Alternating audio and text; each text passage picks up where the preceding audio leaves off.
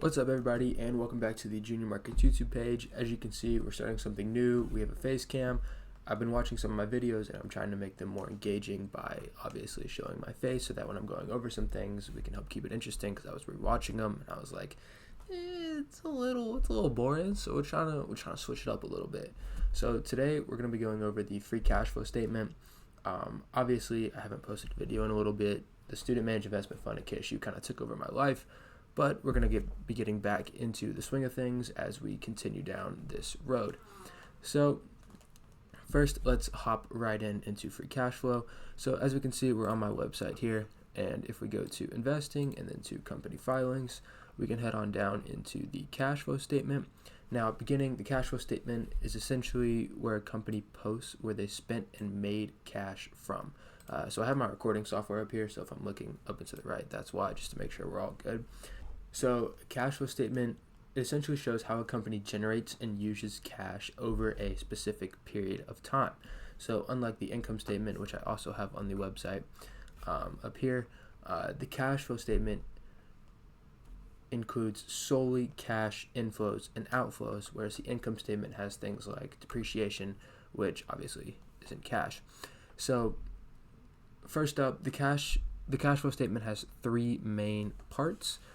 The first being investing, which investing includes the acquisition and disposal of non-current assets and other investments, so that are not cash equivalents. So this includes cash flows like buying property, plant, and equipment, and other non-current assets. So you're investing in things like property and plant for the business.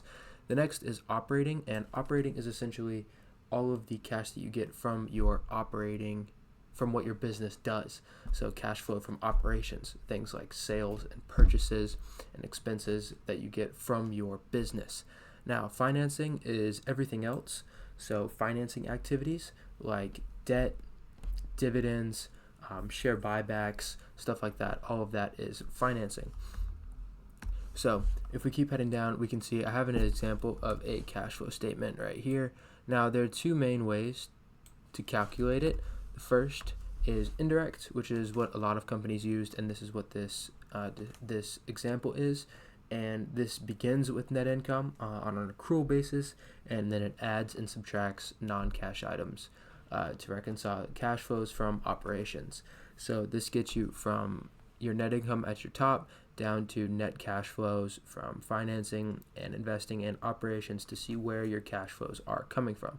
Now, the less common one is direct, and this is operating activities is presented as actual cash inflows and outflows on a cash basis. So you don't start from net income, which means there's a line item for each inflow and outflow, which is very time consuming, which is why most people use the indirect. So pulling up some of the files from our SMIF and getting into essentially how do you analyze a free cash flow statement. So obviously, like I said, it's an essential part of understanding a company's financial health, because cash flow is king. Cash flow has been king and it always will be. Cash is the most important part of a business.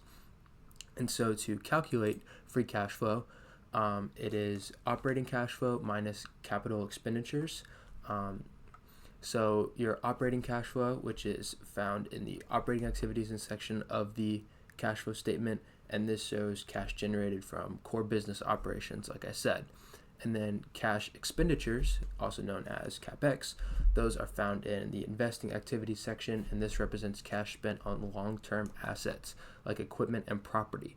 So on a balance sheet, the things at the top are most easily liquidated, and so property and plant, because they're not easily liquidated, are long-term assets. So that's where you'll find them on a balance sheet. But for cash flows, you can compare your free cash flow to net income. So while net income tells you profit on paper, free cash flow gives you a clear picture per se of how much actual cash the company has on hand after accounting for investments and financing and all of the type of stuff involved with it. So as we can see here, cash generated or lost through normal operation, sales, and changes in working capital. So that's cash flow from operations. Uses in cash, they increase current assets, and the sources of cash increase current liabilities. So looking at this example, they have things like accounts receivable, inventories, prepaid expenses, stuff like that. And then moving on, we can look at cash flow from investing activities. So this is cash generated or spent on investing activities, like I said earlier. So CapEx, asset sales, stuff like that. And like they have in the examples here, property and equipment, like we keep saying, that's normally the main one. As we can see right here, it's property, plant, and equipment is normally very expensive. And the last part of it is financing, which is debt, equity, debt payments, share buybacks, dividends, things like that. And that's all part of the financing. And so what you look for in a free cash flow statement over multiple periods is you try and identify trends. So heading back to my website over here, this is a cash flow statement of Starbucks, I believe, that I just kind of copy and pasted over their financing. And so the main thing that you look for is to check how much of the free cash flow is being used to pay off debt. So I recently did a project on a company called Celanese, and they had taken on a lot of debt because of recent mergers and acquisitions. And so we would look at their cash flow, and they had to stop share buybacks and decrease their dividend, which would affect the financing because they had to use a lot of their cash to pay off a lot of their debt. So a healthy balance between free cash flow and debt obligations indicates financial stability. And so you can also, like I said, they had to cut down on their dividends. So you can compare free cash flow to dividends, like why do companies often pay dividends from free cash flow is because this is extra cash that they have on hand that they can spend it whatever they want. So they choose to give it back to investors because investors, they dropped an initial public offering to help raise money. And so investors can help as more people buy their stock because dividends make their stock more appeasable. More people are more likely to buy the stock, which means the stock will go up, of course. So you can compare the free cash flow to total dividends paid.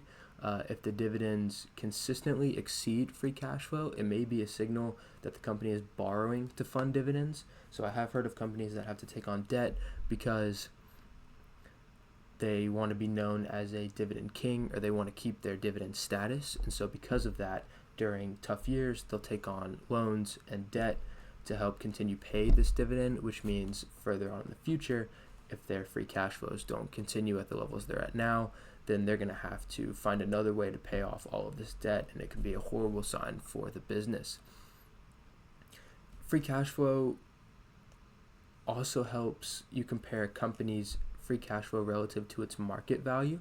So you can do free cash flow yield, which is free cash flow divided by market cap, and a higher free cash flow yield indicates that a company generates a significant amount of free cash relevance to its size. So you can use these free cash flows to get all of the cash flows from the different parts of the business and see how they compare to different industries and other different companies. And another part is companies looking at, when I was reading about Starbucks, is when they would release new drinks or new drinks for the fall, their cash flow would go up because more people were interested in buying these new limited time products, whereas during the summer, maybe not as many people are buying coffee or hot chocolate because it's warmer outside. So a lot of these companies have seasonal changes in their free cash flows. That is something to be on the lookout for. And so kind of wrapping this whole video up, it was a little bit of a shorter one, but I'm kind of getting into this new streaming setup, the new webcam, all that type of stuff. Just making sure everything works well with this. Just kind of going over a summary.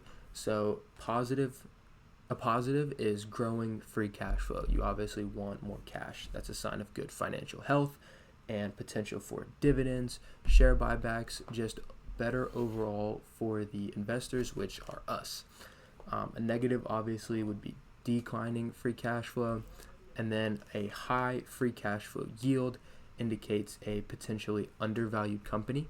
So go back to the equation, like I said earlier, free cash flow divided by market cap gives you your free cash flow yield. So just kind of summing everything up, why does it matter? The cash flow statement gives us a real picture of a company's financial health by showing how much cash it's actually generating and where it's using it. So no matter where you are in your investing journey, this is one of the main things you need to understand to be able to analyze before you buy into a company. So once again, thank you so much for watching. This video is a little bit shorter, but I will be getting back into stock analysis and stuff like that. Stock of the day. Smith really picked up, so my life kind of had to be put on hold for a little bit. I also was sick the past few days. A lot of excuses, I know. So I'll get back on it. But thank you so much for watching, and I hope this helped.